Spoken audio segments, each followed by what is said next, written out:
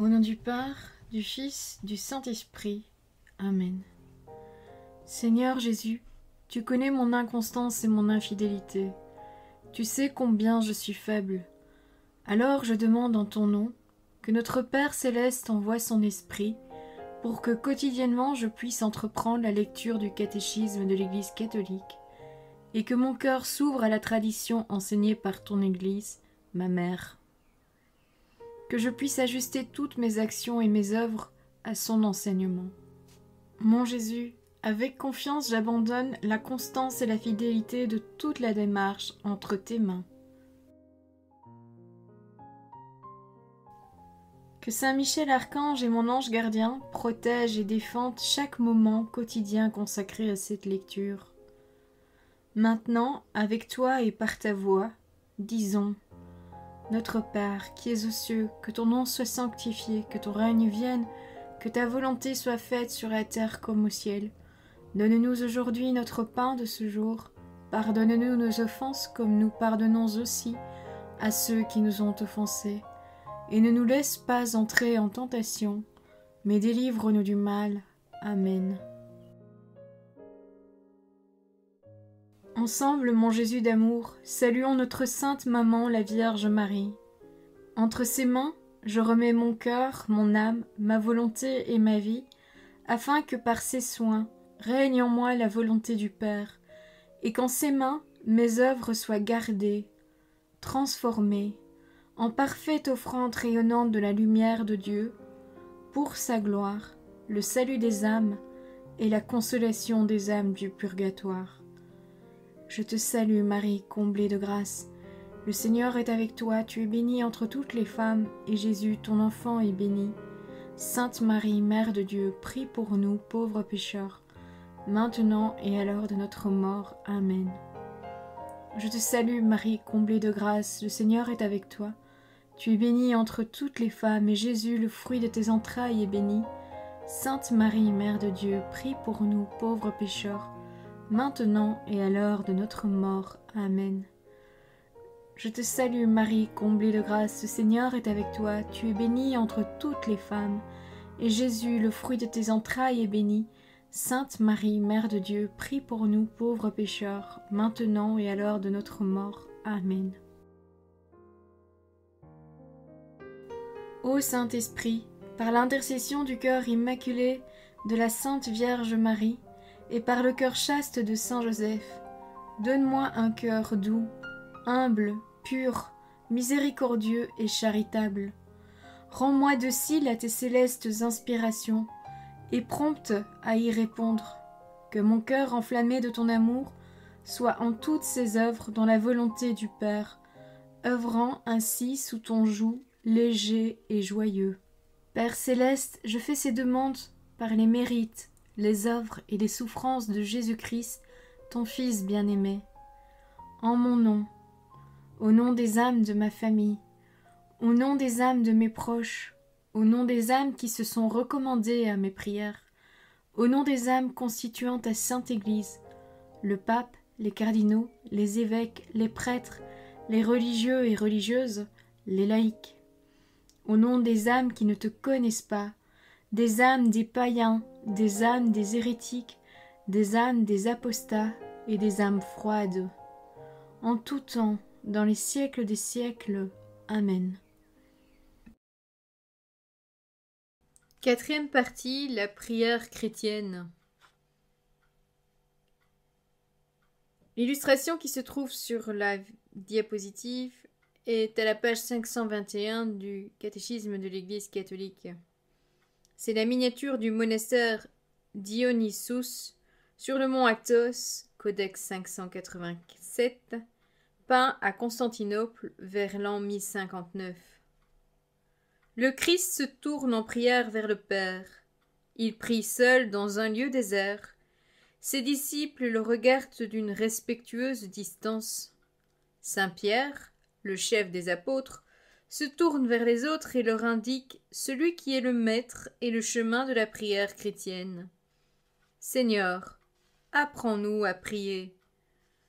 De l'Évangile selon saint Luc, chapitre 11, verset 1. Première section.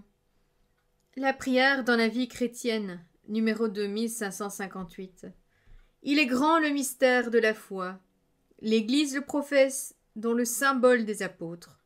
Première partie. Et elle le célèbre dans la liturgie sacramentelle.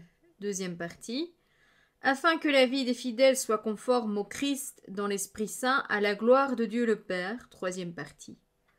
Ce mystère exige donc que les fidèles y croient, le célèbrent et en vivent dans une relation vivante et personnelle avec le Dieu vivant et vrai. Cette relation est la prière.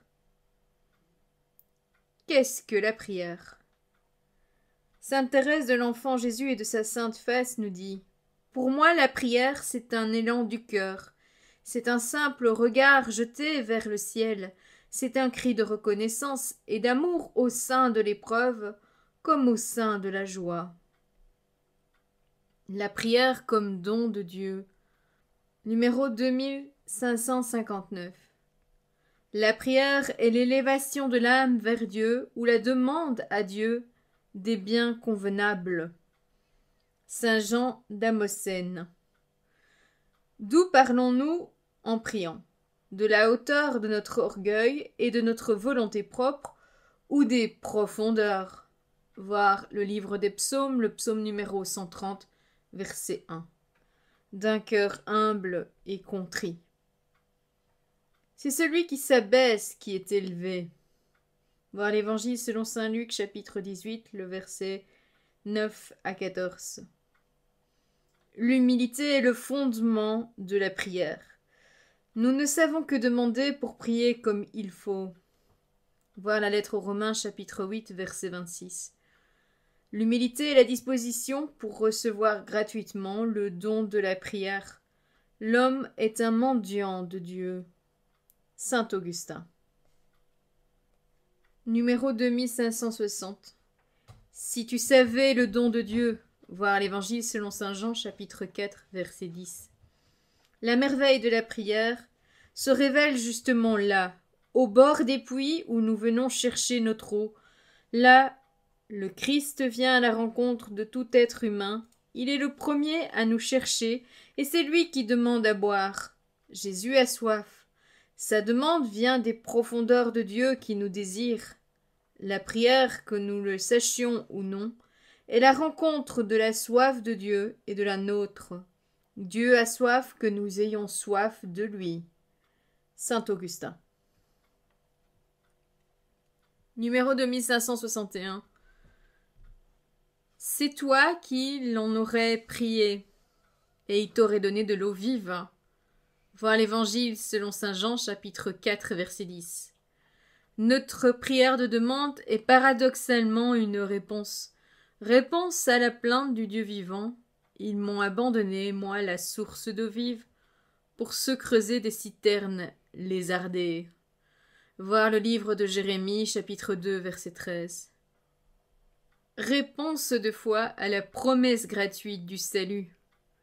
Voir l'Évangile selon saint Jean, chapitre 7, les versets 37 à 39, ou encore le livre d'Isaïe au chapitre 12, verset 3, ou le livre d'Isaïe, chapitre 51, verset 1. Réponse d'amour à la soif du Fils unique. Voir l'Évangile selon saint Jean, chapitre 19, verset 28, ou le livre de Zacharie, chapitre 12, verset 10, et le livre de Zacharie, chapitre 13, verset 1. La prière comme alliance. Numéro 2562. D'où vient la prière de l'homme? Quel que soit le langage de la prière, gestes et paroles, c'est tout l'homme qui prie. Mais pour désigner le lieu d'où jaillit la prière, les Écritures parlent parfois de l'âme ou de l'esprit, le plus souvent du cœur. Plus de 1000 fois. C'est le cœur qui prie. S'il est loin de Dieu, l'expression de la prière est vaine. Numéro 2563. Le cœur est la demeure où je suis, où j'habite, selon l'expression sémitique ou biblique, où je descends. Il est notre centre caché, insaisissable par notre raison et par autrui. Seul l'Esprit de Dieu peut le sonder et le connaître. Il est le lieu de la décision, au plus profond de nos tendances psychiques. Il est le lieu de la vérité, là où nous choisissons la vie ou la mort. Il est le lieu de la rencontre, puisqu'à l'image de Dieu, nous vivons en relation. Il est le lieu de l'alliance. Numéro 2564. La prière chrétienne est une relation d'alliance entre Dieu et l'homme dans le Christ. Elle est action de Dieu et de l'homme. Elle jaillit de l'Esprit Saint et de nous. Toute dirigée vers le Père, en union avec la volonté humaine du Fils de Dieu, fait homme. La prière est communion. Numéro 2565. Dans la Nouvelle Alliance, la prière est la relation vivante des enfants de Dieu avec le Père infiniment bon, avec son Fils Jésus-Christ et avec l'Esprit Saint. La grâce du royaume est l'union de la Sainte Trinité tout entière avec l'Esprit tout entier, nous dit saint Grégoire de Nysse. La vie de prière est ainsi d'être habituellement en présence de Dieu 3 fois saint et en communion avec lui. Cette communion de vie est toujours possible parce que, par le baptême, nous sommes devenus un même être avec le Christ. Voilà la lettre aux Romains chapitre 6 verset 5. La prière est chrétienne en tant qu'elle est communion au Christ et se dilate dans l'Église qui est son corps. Ces dimensions sont celles de l'amour du Christ. Voilà la lettre aux Éphésiens chapitre 3 les versets 18 à 21. Voilà, c'est tout pour aujourd'hui. Je vous souhaite à tous une bonne et sainte journée. Que le Seigneur nous bénisse tous. Que votre ange gardien veille bien sur chacun d'entre vous et que la paix habite votre cœur ainsi que les cœurs des membres de votre famille. Au nom du Père, du Fils, du Saint-Esprit. Amen.